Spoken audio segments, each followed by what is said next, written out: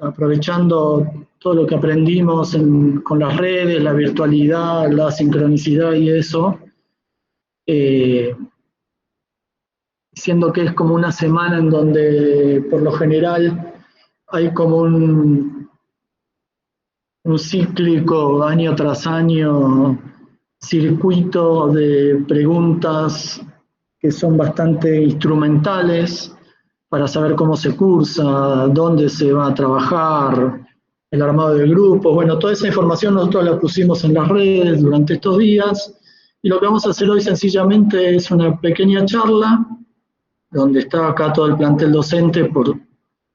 si alguien quisiera interactuar con ellos. Y la charla tiene como 3 partes bastante cortas, una un poco conceptual,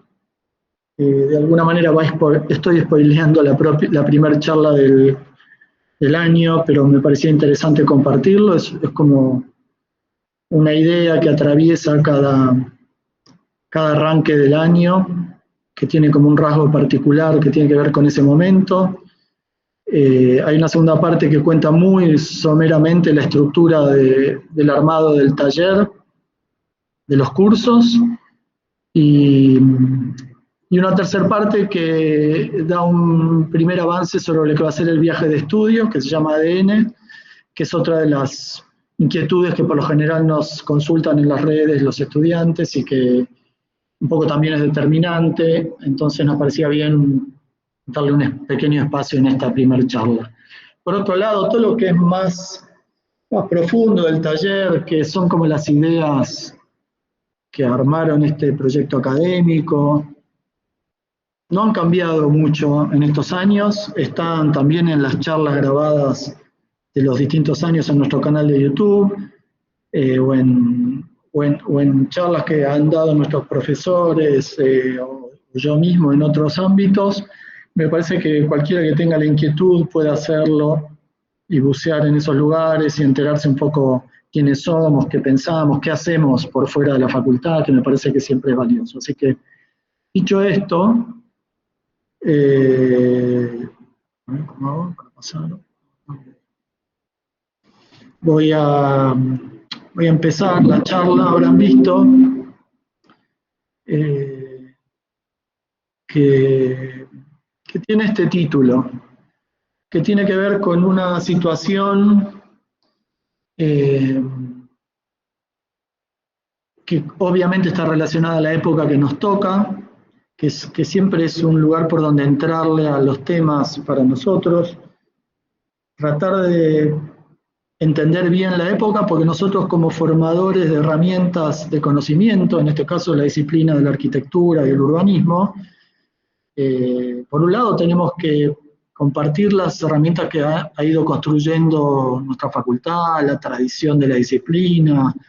por años, pero por otro lado estamos en un lugar donde esas herramientas hay que todo el tiempo cuestionarlas y ver si sirven, como cualquier herramienta, para resolver los problemas del momento, ¿no? Hay herramientas construidas tiempo atrás que por ahí van quedando obsoletas o solo van sirviendo para determinados problemas, y nosotros como académicos, como universitarios, tenemos que ver si hay algo que agregar que dé respuesta a la época. Y el taller yo creo que entiende esta condición de transición, lo que implica, por un lado, tener algunas certezas, y por el otro lado, tratar de ver venir las problemáticas para dar respuesta. Y esta imagen del agua, y esta que tiene que ver con la región geocultural que este año vamos a reflexionar, también tiene algo de esa transición, ¿no? Como siempre me vuelve a la mente la charla de Tomás Maldonado que dio en nuestra facultad hace muchos años, con el arranque de la democracia, que en ese momento la facultad se reconfiguraba con la vuelta de las cátedras que habían sido echadas por la dictadura, y Tomás Maldonado decía, en ese momento el posmodernismo estaba como muy instalado en la difusión de la época, y él sugería que el barco había salido a alta mar y eso de la posmodernidad lo tomaba como una tormenta, como una situación insegura, y él proponía volver al dique de seguridad del movimiento moderno, ¿no? O sea, como en el 2000, ¿qué año era eso? No, sería 1980 y pico, 1990. La idea era volver al sistema de ideas que pertenecía a una construcción 80 años más antigua y de 11.000 kilómetros de Buenos Aires, que era las ideas del movimiento moderno en la Europa central. Entonces, yo creo que hoy, a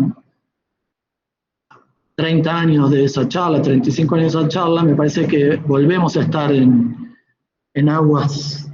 abiertas, pero la idea es avanzar hacia algún nuevo refugio y no volver hacia atrás, porque los problemas que enfrentamos ya no alcanza a resolverlos con ese sistema de ideas, ¿no? Entonces la región geocultural que vamos a abordar este año es la que nosotros consideramos marítimo, que después veremos un poco más en esta charla. Y dentro de la costa marítima de nuestro país haremos un zoom sobre lo que llamamos el litoral atlántico y más en particular el litoral atlántico bonaerense. En esto de la transición me interesa mucho un libro que salió hace no mucho, de Martín Cohen, que también por su título es como un buen ejemplo para saludar a quienes probablemente sean nuevos estudiantes de nuestro taller, recibirlos con un hola, pero es un hola entre signos de pregunta, es el hola, el viejo teléfono cuando uno llamaba y justamente la introducción al diálogo era hola, y como dice en el libro de Martín, incluso cuando no sabía si del otro lado había alguien o la comunicación se había cortado, el código para seguir intentando la comunicación era ese hola, hola, era como una manera de iniciar una conversación. Y lo que plantea este genial libro, de un tipo genial, como para mí es Martín Cohen, que les recomiendo, es un libro muy accesible, incluso hay varias charlas de él en estos sistemas de entrevistas que hay ahora que tienen que ver con esto, que sugiero mucho, es esta transición de un sistema tecnológico que en algún momento fue revolucionario y que parecía eterno, el teléfono fijo, por otro lado, el teléfono que siempre se llamó teléfono hasta que apareció el teléfono móvil y este teléfono pasó a ser teléfono fijo. Y hoy por hoy, lo que cuenta el libro magníficamente, entre muchas otras cosas, es como que este teléfono ya no se usa más y fue reemplazado por el teléfono celular, el teléfono portátil, que tampoco es un teléfono porque es cámara de filmar, cámara de fotos, reproductor de audio, reproductor de video, filmadora, y que por otro lado, el uso que la mayoría hace de él ya no es de llamar, nadie llama directamente a alguien sin avisarle, sin pedirle permiso por WhatsApp. Y él va contando todas las transiciones entre las formas de comunicarse, lo presente, lo ausente, lo lejano, lo cercano, lo íntimo, lo público. Pero lo más interesante que dice es que al teléfono celular, que definitivamente ya no es más un teléfono, lo seguimos llamando teléfono. Y a mí en esto de la transición, que por otro lado la pandemia puso de manifiesto como si alguien no se hubiera dado cuenta que vivimos una transición, es esto de que en las transiciones uno sigue nombrando las cosas como eran, aún a sabiendas de que ya no son más como eran, y que son distintas, y que todavía no sabemos bien cómo llamarlas, ¿no? Ahí hay como un primer dato muy concreto de lo que tiene que ver con esto de la transición, en este caso con el teléfono y las comunicaciones, pero también está pasando en otras disciplinas como en la era, se habla del fin del antropoceno, como era histórica, geológica, como era de la humanidad. En ese sentido, sugiero mucho ir a ver la muestra que está en proa antes de que la levanten. Si bien las fotos, que son espectaculares y muy, muy crudas en mostrar el impacto de la cultura en el planeta, son fotos que uno ya podría reconocer en las fotos de Andreas Gursky de hace 15, 20 años, en ese sentido son como antiguas. Bueno, la muestra sigue siendo muy presente y lo bueno es que tome estado público ese debate porque pone manifiesto la tensión que hay entre la cultura y el planeta, entre los recursos y los humanos, y me parece que nuestro taller, desde el origen, estuvo ligado a eso, ¿no? Como parte de las muchas transiciones que atravesamos. Yo no sé si se llega a leer este texto, si alguien que esté conectado acá me puede contar, es bueno para no repetirlo, pero si mientras pueden escucharme, pueden leerlo, lo que este texto es, el otro día, el lunes pasado, nos juntamos en la facultad, todo el equipo docente, bueno, a coordinar cosas, a empezar a charlar. Cuando llegué a casa, después de comer, como eso a la 1 de la mañana, pensando en que esta semana es como la gran semana donde todas las cátedras tenemos que salir a tarjetear y a captar estudiantes, porque en la medida que tenemos determinada cantidad de estudiantes, nuestros equipos docentes pueden tener cierta conformación y seguridad en relación a los cargos que accedemos por eso, bueno, toda una cosa interna del armado de la facultad, pero que realmente debiéramos solucionar como comunidad para poder concentrarnos en preparar nuestros espacios académicos, ¿no? Y a eso de la 1 de la mañana me contacté con ChatGPT, y le pedí que me redactara la mejor invitación a que estudiantes de arquitectura se anotaran en un taller de arquitectura, en una cátedra. Y en unos 20 segundos me devolvió este texto, que uno lo lee y como es bastante gracioso, en términos de, es como muy vendedor, es muy formal, ofrece casi comercialmente servicios, y fue gracioso porque nos llama cátedra taller nacional en vez de nación, por un tema de traducción. Y también como suscriptores. Y, y uno está tentado ver, a resistir un poco a estas cosas, pero por otro lado, no hay forma de no asumir que esto es una realidad, que tiene un nivel de invasión en el campo de la cultura con límites insospechados, pero también es interesante pensar que no hay una inteligencia detrás de esta inteligencia artificial, o sea, lo que hay es una capacidad con velocidades infinitas de hurgar entre toda la información que la cultura generó en su historia y de reordenar esa información y producir un hecho nuevo. En un punto sigue la lógica de nuestra época, de Uber, que es una empresa que no tiene autos, pero administra la circulación de autos de alquiler, de Airbnb, que no tiene ni una vivienda, pero administra el alquiler de viviendas en todo el mundo, etcétera, etcétera. Esta dinámica en donde la inteligencia artificial lo que hace no tiene una construcción propia en principio, sino que lo que hace es trabaja con la construcción que la cultura ha hecho históricamente. Entonces, ahí hay algo para entender, porque uno dice, bueno, ¿y cómo llegará esto a la arquitectura? Bueno, esta placa que ven ahora es una comunicación que yo hice, esta ahí se ve muy chiquito arriba, sábado 20 de agosto de 2022, a las 4 de la tarde, pero yo estaba sentado tomando la merienda con mi hijo de 5 años y medio y también un poco tratando de entender cómo va a ser su vida, nos metimos en esta plataforma, que es una plataforma en la cual vos podés generar dibujos dándole a la inteligencia 3 conceptos. La inteligencia con eso genera 3 imágenes muy rápidamente, por ejemplo, cabaña, fuego, renos, o lo que sea, la inteligencia artificial te devuelve 3 imágenes, vos de esas 3 imágenes podés hacer unas correcciones y en 2 o 3 pasos tenés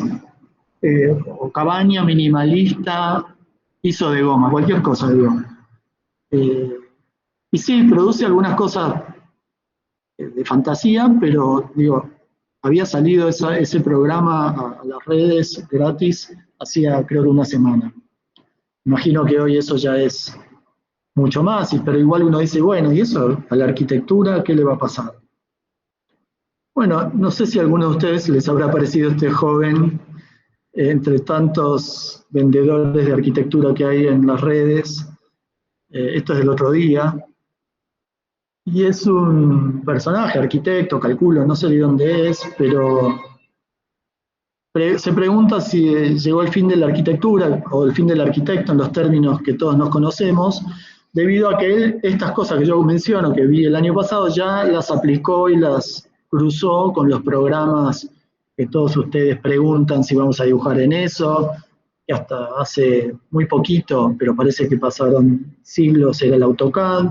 después el SketchUp, después el Revit, después etcétera, etcétera, etcétera, etcétera. Y en estos videos que muestra él, también lo que yo hice con los dibujos de él lo hace con los proyectos. Y te tira en 35 segundos un proyecto ya que lo puedes recorrer y todo eso. Entonces, es difícil para los que enseñamos arquitectura ignorar esto que está pasando, ¿no? Con lo cual, el taller, desde que era un espacio en un posgrado de la FADU en el 2014-2015, ve venir esto, no sabíamos que iba a ser tan abrumador, y entonces va entendiendo permanentemente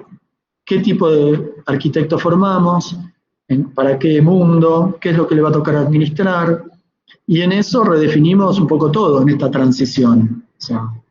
sin perder todos los elementos que en nuestra mochila venimos trayendo hace mucho,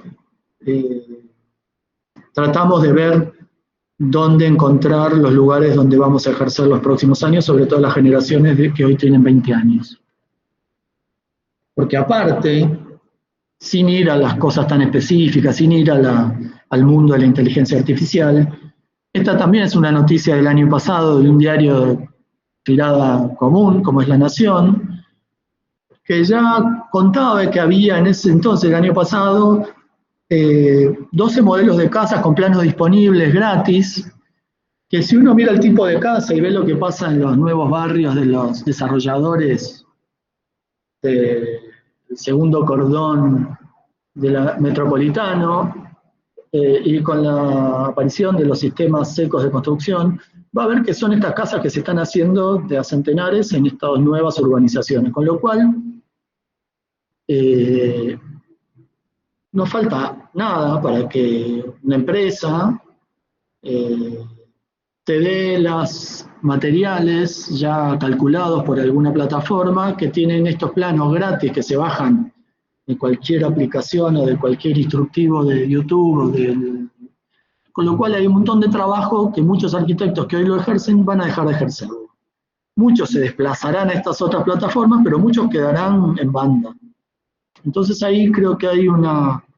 reflexión que aparte la pandemia aceleró, que amerita que las 28 cátedras de la facultad que estamos enseñando discutamos sobre esto, propongamos algo al respecto, o que algunas podamos permitirnos corrernos del eje tradicional con el cual nos veníamos formando, del arquitecto profesionalista que tiene su propio estudio, e investiguemos y demos herramientas para que podamos insertarnos en otros ámbitos, ¿no?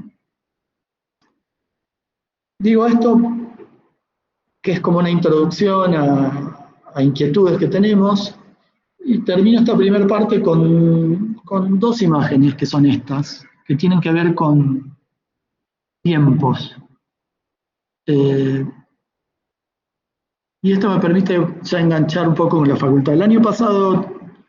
tuve un episodio en los juris de fin de año en la facultad, que a mi entender son uno de los momentos más interesantes, con potencial más interesante para que la facultad comparta y discuta sobre lo que hacemos, y que para mí ya hace bastante pasó a ser un lugar muy sano, como muy amable, muy celebratorio, sobre todo los juris de 5, en donde se celebra un poco el final de la etapa de la formación de muchos estudiantes que dan ese jury, y ya ahí los profesores son como los profesores más curtidos, entonces no hay una necesidad de estar peleando y mostrándose, pero bueno, puede pasar. Y me impresionó mucho en una charla, en un jury, que a un estudiante que se estaba recibiendo del taller, un profesor le decía que no le entendía, que no entendía el programa, que no entendía lo que le estaba diciendo, que no entendía. Y hasta en un momento llegó a decirle que de los 10 minutos de su charla, los 8 primeros no le interesaban, que solo le interesaban los 2 últimos, que eran donde explicaba la planta y el corte. Y para volver a la transición, y por eso estamos de nuevo en esta agua con esto de los 8 minutos, primero me pareció increíble que un profesor le diga a un estudiante que de sus 10 minutos 8 no le interesaban. Pero más allá de eso, me pareció que ahí había alguien que no quería asumir esta condición de época que nos lleva a un lugar que desconocemos, y que claramente estaba aferrado a la vuelta al muelle seguro del movimiento moderno, de enseñar una buena planta, un corte, un edificio, y que del resto se encargue la realidad. Y me parece que en una facultad masiva como la nuestra, en este escenario que nosotros elegimos operar, todos debiéramos por lo menos aceptar la mirada del otro para que la construcción colectiva de nuestra facultad sea como más amplia. Porque claramente nosotros estamos haciendo proyectos de arquitectura, no estamos haciendo filosofía. El tema es desde dónde lo hacemos, que hace que nosotros creamos que los mapas, los planos que administran nuestra vida en nuestros territorios, los códigos, responden a unos mapas que ya no sirven para administrar nuestros conflictos, los conflictos de estos calores de 38 grados todos los días, que son inusuales, que tienen que ver con un fenómeno global, los fenómenos de las sequías, de las humedades, de los desplazamientos del clima, de los problemas entre jurisdicciones que se siguen atendiendo por jurisdicción. Estuvimos en la selva el año pasado en Misiones, provincia que le reclama a la región de La Pampa regalías por la humedad que genera la selva paranaense, que ellos administran y que le da fertilidad a la pampa agrícola de aquí. Y ellos dicen, si nosotros tenemos que deforestar porque no tenemos más recursos para sostener la pampa virgen, la selva virgen, vamos a tener que talar y sembrar, y ustedes se van a quedar sin humedad y sin fertilidad y sin cosecha. Entonces, todos esos fenómenos, la sequía en La Pampa, en la provincia de La Pampa por el manejo del agua de Mendoza, son problemas que generó la cultura al determinar normas de administración del territorio, de los ríos que se administran por provincia, o de las inundaciones que se administran por municipios, etcétera, etcétera. Bueno, todo ese sistema administrativo territorial ya no sirve más, en parte, y cuando nosotros decimos taller-nación, lo que decimos es, una nación es un sistema de ideas asumido colectivamente, acordado colectivamente, que impacta en un territorio. Bueno, nuestra nación, la Argentina, es una idea común, colectiva,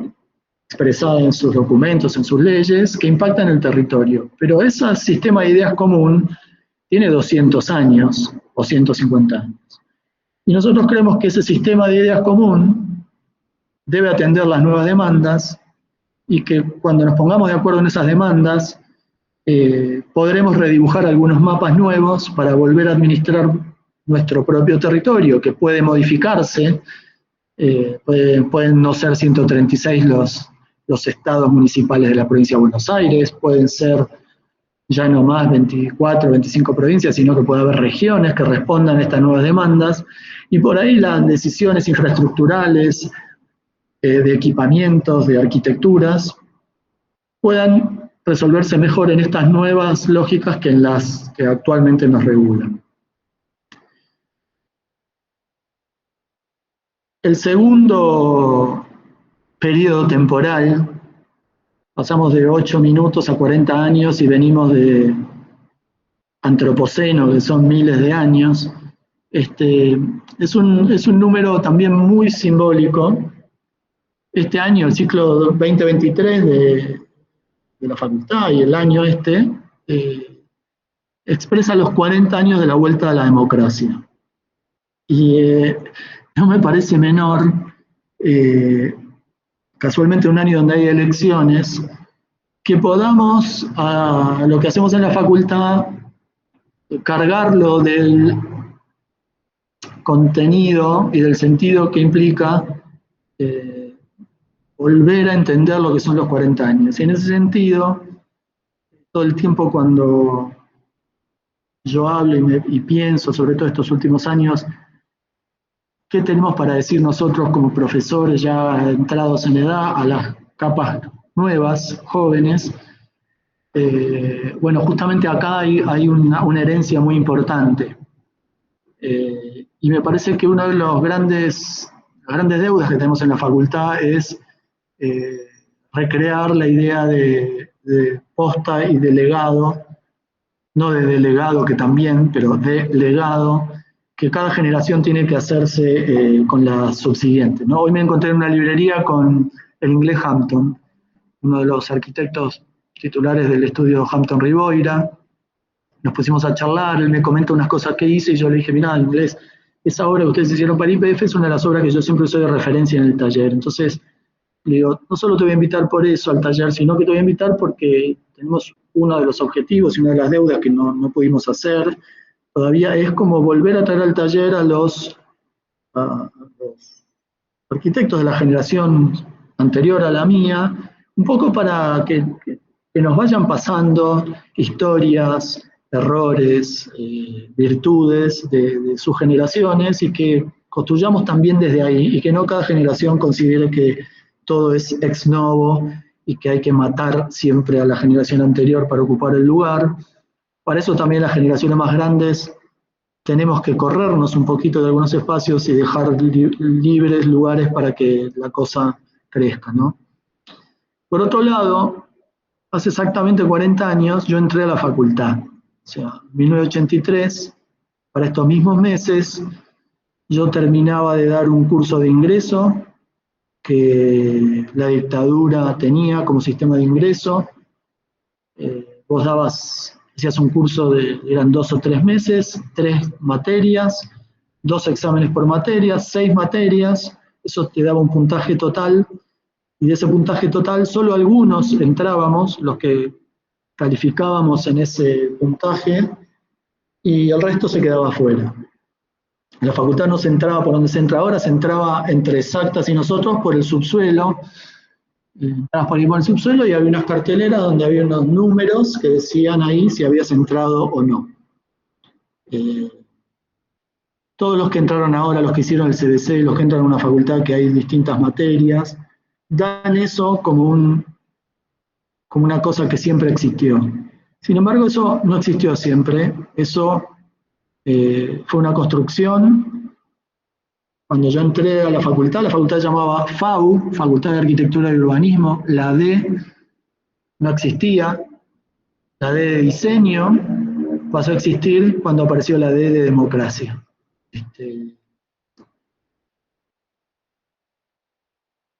Es como que emociona en un punto y costó mucho, costó la vida de muchos, pasaron muchos por nuestra escuela, muchos que ya no están, y esa construcción, bueno, hay que honrarla, pero también hay que saber que evoluciona. Entonces me parecía que este era un buen año en esta transición, donde tal vez los próximos que administren nuestro país, que surjan de estas elecciones, tal vez y quizá ojalá sean de otra generación, ¿no? Que en esta transición los que abrieron el periodo democrático de los que militan en la política, en los distintos partidos, y que están en la batalla, en el barro, desde que volvió la democracia, sea el momento que dejen paso a otra generación, y seguramente esa generación puede incorporar estas nuevas ideas, que son las ideas de su época, y puede hacer que esas ideas realmente produzcan cambios profundos, y me parece que nuestra disciplina tiene que acompañar, y aparte no solo acompañar a alguien que tome esas decisiones, sino que hacerle ver a esos que tienen que tomar las decisiones, que las decisiones pueden ir por estos otros lados. Bueno, hecha la introducción, voy a ir rápido a una parte que en el taller ya hablamos mucho y que en las charlas que están guardadas y grabadas está y que la puede ver, y que realmente no quiero cargar mucho más esta charla con esto, pero sí mencionarlo. Nuestro taller es un proyecto académico que ha ido construyendo en el tiempo, en este esquema que ustedes ven ahí, una cantidad de relaciones y de externalidades y de colaboraciones que crece año a año, por suerte. El taller va como reforzando un poco su proyecto, como que va trazando un camino muy sólido y muy firme, y que en ese sentido permite que podamos ir abordando y vinculándonos a un montón de externalidades a la facultad, que para nosotros es un tema clave en la formación de nuestros estudiantes, que haya un vínculo permanente con la realidad y con lo que solemos llamar el territorio, ¿no? Sacar a nuestro taller de las cuatro paredes de nuestra hermosa facultad y traer a ese mismo ámbito a gente que por lo general nunca pisó a nuestra facultad. Y generar en esa multidisciplina, en esa cuestión menos disciplinar específica, un crecimiento hacia esas soluciones que va necesitando por lo menos nuestro sistema de ideas. Esto es un esquema que tenemos desde siempre, donde tratamos de metodologizar y de hacer como muy claro el sistema de nociones, de pensamientos, de escalas y de escalas territoriales y de escalas de gente que atiende cada curso, cada nivel. Y si nosotros decimos, con estos conceptos que están ahí arriba, que la arquitectura en esta época que nosotros construimos como ideario, ya no es más la construcción de edificios con arte, o toda la serie de definiciones históricas que tiene la arquitectura, sino que decimos que es la disciplina encargada de dar forma a los fenómenos de la cultura en relación al soporte natural. El proyecto tiene que encontrar ahí cuáles son sus referencias y su sistema de ideas pertinentes. Entonces ahí decimos que el proyecto trabaja todo el tiempo entre estas dos expresiones, de la cultura como legalidad y de la naturaleza como legitimidad. Y en esa tensión que hay entre cultura y naturaleza, y entre la legalidad que construimos en las normas, en los códigos, en las bases de los concursos, y el soporte natural, y los sitios y los recursos, nuestros proyectos siempre le van a dar prioridad a lo que la legitimidad exprese de la naturaleza, aun cuando vaya en contra de la legalidad o de las bases de un concurso o de un código de una ciudad o de un barrio que la cultura construyó, si nos parece que va en contra de lo que la naturaleza propone o necesita. Entonces, en esta tensión entre esos pares, bueno, abajo figuran los 5 cursos con el desdoblamiento del quinto año entre PU y PA, y así es como los cursos van desde los cursos más chicos, que probablemente si hay algún chico de Arquitectura 1 interesado acá, un poco me interesa más hablarles a ellos. El curso de primer año es muy instrumental, es muy de traer a los estudiantes del campo de la escuela y del CBC a la disciplina de un modo lo más amable, lo más contenido posible, porque no solo hay que enseñar la disciplina, sino que hay que enseñar herramientas muy necesarias de la disciplina, como es el lenguaje y las herramientas de dibujo. Y cuando digo lenguaje, no solo es el lenguaje oral, sino que justamente el lenguaje escrito y los dibujos y las maquetas, que son nuestro lenguaje para comunicarnos para volvernos proyectores, que es lo que nos gusta decir, cómo las ideas del proyecto urbano, del proyecto territorial y del proyecto edilicio se comparten con gente que no es de la disciplina y que tiene que entender de lo que hablamos. Entonces ahí hay como un primer curso que trabajamos mucho en los elementos básicos de la arquitectura, los materiales, las técnicas constructivas, los primeros dispositivos que son construcciones hasta llegar a los espacios, y ahí ya hay una transición al segundo curso que construye espacios habitables. El segundo curso es como el del habitar, y fíjense cómo va subiendo también a ambos lados de esto, el objeto, el individuo, ya pasa a ser una comunidad, y el lugar de lo edilicio ya empieza a ser un sistema de relaciones, de tejidos, para después pasar a la arquitectura más compleja en el tercer curso, que ya se encuentra con programas de distintos tamaños y de distintos usos que se mezclan, donde ya intervienen, y en tres nos gusta decir que trabajamos con la escala de lo público, ya aparece la ciudad, el paisaje y la sociedad como organismo complejo de actores,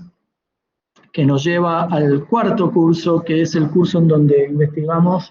qué es lo que habilita los territorios, que siempre son acciones infraestructurales, ¿no? Un muelle, una antena, un puente, siempre hay un territorio al que todavía no está habilitado, o una infraestructura de agua, o un viento que genera energía. Todo eso es lo que hace que ese territorio se pueda habitar, y entonces lo que tratamos es de acercar esa lógica que históricamente es como del campo de lo ingenieril al campo del proyecto espacial, del proyecto territorial, que eso es lo que se hace en 4, para que en 5 finalmente veamos la ciudad, el territorio y las estrategias y las políticas que hacen que podamos definir el destino de un sitio, que podamos dar las bases para que ahí se instale determinada economía, determinados programas, para que se habite de una manera en función a lo que leemos de los territorios. Y esta lectura que hice de 1 a 5, por lo general la hacemos al revés, la hacemos desde 5 a 1,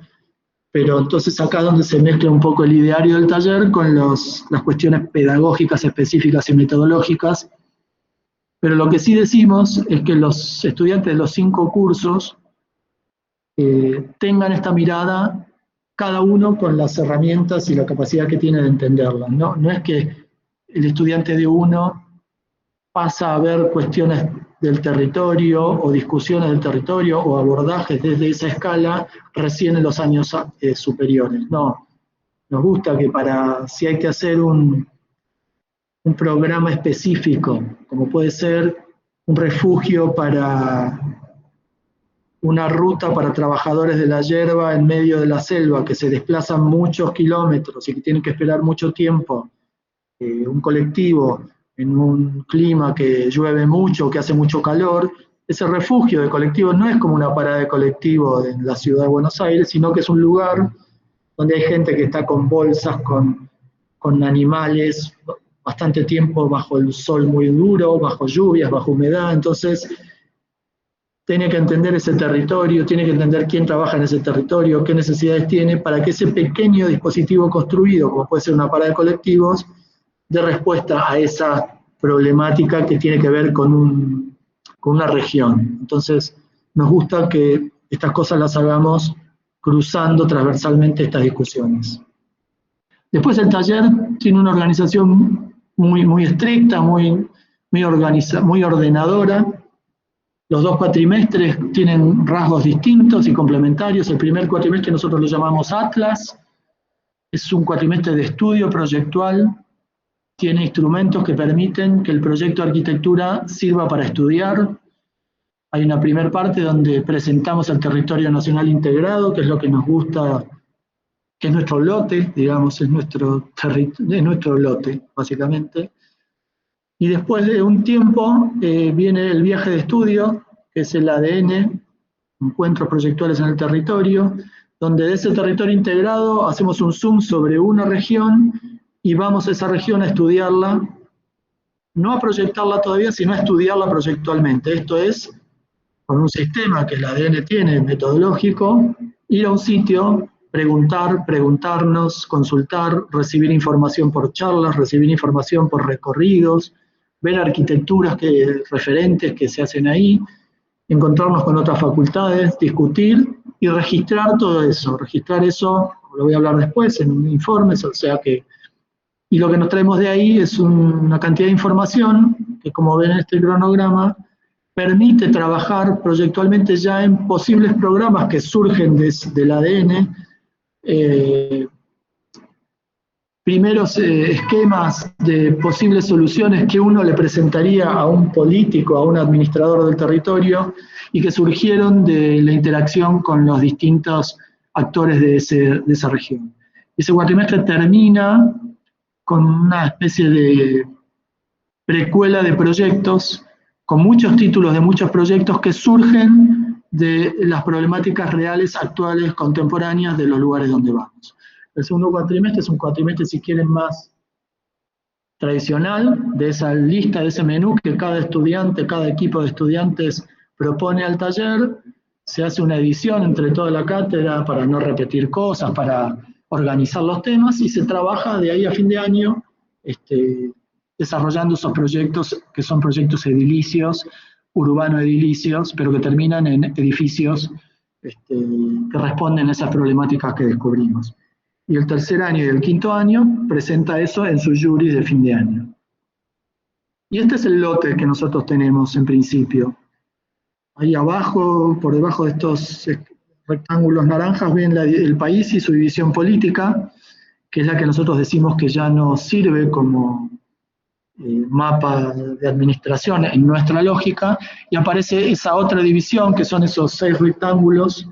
que son los que nosotros llamamos las regiones geoculturales. Son las grandes definiciones territoriales que básicamente están hechas en función a un territorio que tiene un clima, que tiene unos recursos, y que propone a que los que los habiten, esos territorios, por más que sean varias provincias, construyan en sus culturas formas de habitar, formas de operar, tengan recursos a mano que les permiten generar tipologías y tradiciones y artesanías que alimentan nuestra disciplina, que resuelven problemas similares pero diferentes en la estepa patagónica que en la selva, en la región andina pétrea que en la región andina lacustre, porque hay distintos climas, distintas temperaturas, distintos vientos, distintos materiales para resolver, y es ahí donde vamos a buscar las inteligencias y donde nos traemos esa tradición para actualizarla, para pensarla en las nuevas lógicas, y es ahí donde nosotros proyectamos, ¿no? Sobre este esquema hay ya un mapa de los lugares donde estuvimos. Vamos por la quinta estrella, ya tenemos la tercera, tuvimos la cuarta el año pasado y vamos por la quinta este año. Los 5 lugares fueron, como se ve ahí, Tilcara, en lo que es la quebrada de Humahuaca, en el 2019, fue el viaje inaugural fundacional. En el 2020 quisimos ir a Ushuaia, poco para mojonar las 2 puntas del país que nos interesaba, pero la pandemia nos frenó y tuvimos que hacer un viaje digital, construimos una nación digital,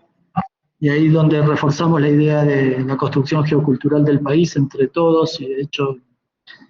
en pandemia, encerrados. Al año siguiente empezamos a salir de a poco y el ADN fueron expediciones puntuales, chicas, no fue toda una semana, sino que eran viajes por el día o por 2 días en autos, cuidados, hasta que se pudo recuperar cierta normalidad en la presencialidad. Entonces hicimos la región pampeana, los 100 kilómetros, y el año pasado hicimos Posada, la selva. Fuimos a Misiones ya de nuevo, 100 y pico, interactuando toda la semana, un viaje alucinante que todavía nos tiene involucrados porque el taller sigue vinculado a las experiencias que hicimos allí. Alguna mención haré después al respecto, al igual que con Pampa, ¿no? Bueno, eso es básicamente todo lo que tiene que ver con la estructura de funcionamiento del taller y los cursos y las etapas, que complementa un poco todo lo que en la semana colgamos en los Instagram. El ADN va a ser, como dijimos, en la región marítima, y dentro de la región marítima en el litoral atlántico. Dentro del litoral atlántico, esta foto un poco deschaba Mar del Plata, pero la idea es trabajar entre Chapadmalal y Mar del Plata. Hay una problemática que se da desde el lugar que está más antropizado ya, que podríamos decir que es Mar del Plata, y más consolidado, algunos que empiezan a tener grandes impactos de la economía, todo lo que es el borde atlántico después de la bahía de San Borombón y hasta el sur, mucho más al sur, casi diría hasta Bahía Blanca, está como recibiendo el impacto de las decisiones de esta época de nuestra economía, que es que mucho de la plusvalía de lo que se genera no tiene otro lugar para ir, para asegurar cierto valor en el tiempo de ese dinero, y va a terminar a construir, sistemas habitables, muchos de ellos en la costa del litoral bonaerense, ¿no? Entonces se produce un fenómeno muy importante de antropización en los médanos, se produce un fenómeno de alza del valor de la tierra, se producen desplazamientos por la suba del valor de la tierra y de la renta de los impuestos, y por otro lado se construye habitabilidad bienvenida, que habrá que ver si tiene sentido en términos de si es vivienda estacional de verano o si pueden ser lugares de permanencia, que es algo que la virtualidad permite, estudiar y trabajar en cualquier lado. Entonces, toda esa reflexión que también produce en nuestra ciudad, qué pasar con el microcentro y un montón de lugares, es una reflexión que va seguramente a aparecer, sumada a muchas otras que pusimos en las redes esta semana, como es la extracción de petróleo de ultramar, la pesca, o sea, todo lo que es extractivo, pero en el territorio marítimo, pero por otro lado es el borde con el campo, las fumigaciones, bueno, toda una serie de cuestiones que vamos a ir a encontrar ahí y que van a impactar claramente en el tipo de edificios, tipologías y programas que elijamos hacer.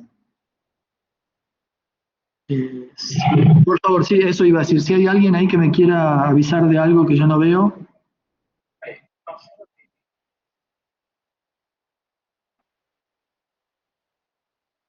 No, lo termino.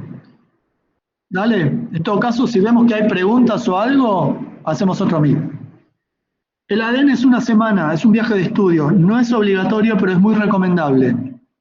porque se genera una semana una cantidad de información y de relaciones que habitualmente tardan más de años en hacerse, o un año, o un ciclo lectivo.